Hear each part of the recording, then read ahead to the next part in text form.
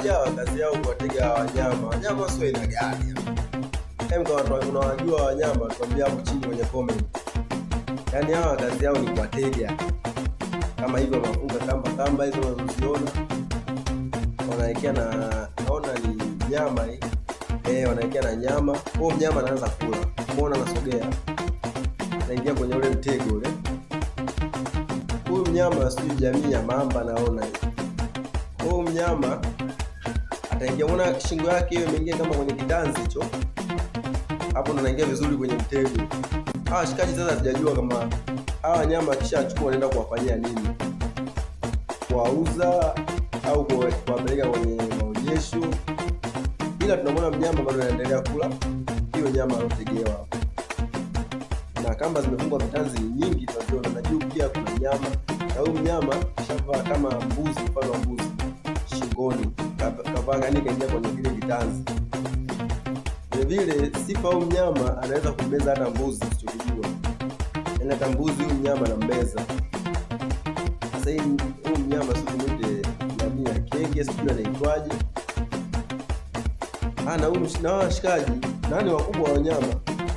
Washikaji wanaenda kuwafanyia sijui nini. Ngoja tuone atafanikiwa kumkamata, maana mnyama ana nguvu mbaya.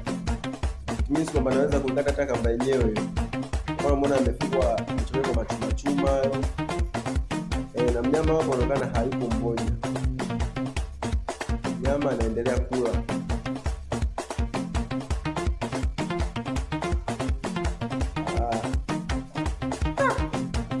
Mpaka umkamate, wewe utambebea kwenye nini? Unaona shingo ilivyo, kamba ilivyoingia shingoni hiyo kabisa, shataiti vizuri. Anapozidi kusogea ile kamba inakuwa kama inazidi tight shingoni hapa. Nyama kishakula kashiba, tunaona anaendelea kula. Unaona kama anapozidi kumkaba hiyo. Hiyo ni mtego wa kumkamatia. Kwa pale kujitoa kwa haraka sio rahisi. Na mwingine huyu hapo tunamwona, wapo wawili. Inaonekana ni wapo wengi sana hilo leo. Tunaona wao mshikaji au washikaji au kundi la watu nimeamua kuwatega hapo.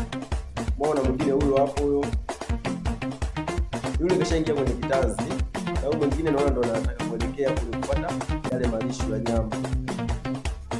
Kwa sasa mtu mmoja kuwakamata wote sio kweli. Wana nguvu afu ni warefu hao. Anafikia kama unavyoona mrefu. Yaani hata mbuzi huyu kama chatu, kama mbuzi wanambeza anesho. Tunamuona bado anaendelea. Inachukua process ndefu kumkamata. Naona anazidi kula mnyama. Ndio huo kamba ipo shingoni. Je, mamba anafanikiwa kumkamata kweli huyu?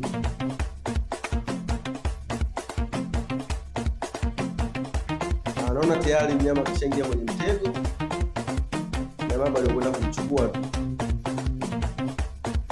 Tayari sana. Sio kazi hii ulipo 200,000 ya kukamata viumbe kama hivi.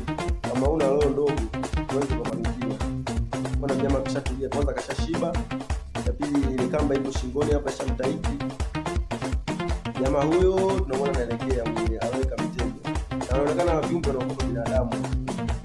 Kama anataka kumshambulia hivi. Unaona kama anataka kumshambulia. Viumbe anaangalia kimekaa vizuri kwenye mtego. Inahitaji ujasiri sana.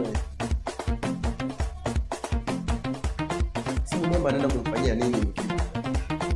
Amona sasa kiumbe za wake na zuru hichi. Mama mwenye anakigopa kama anakikanyaga hivi. Tuone matokeo yake ni nini mwisho.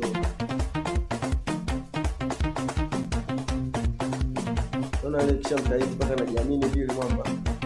Kaenda siku na nini hizi anataka kumfuga au kufanya. Kamata mkia amemnyanyua kama kenge, mfano wa kenge tunamuona.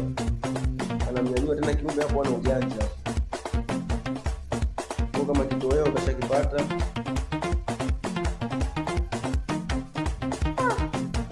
Tayari.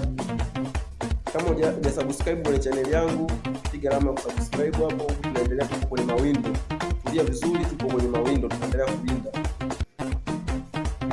Naona namfunga miguu sijui.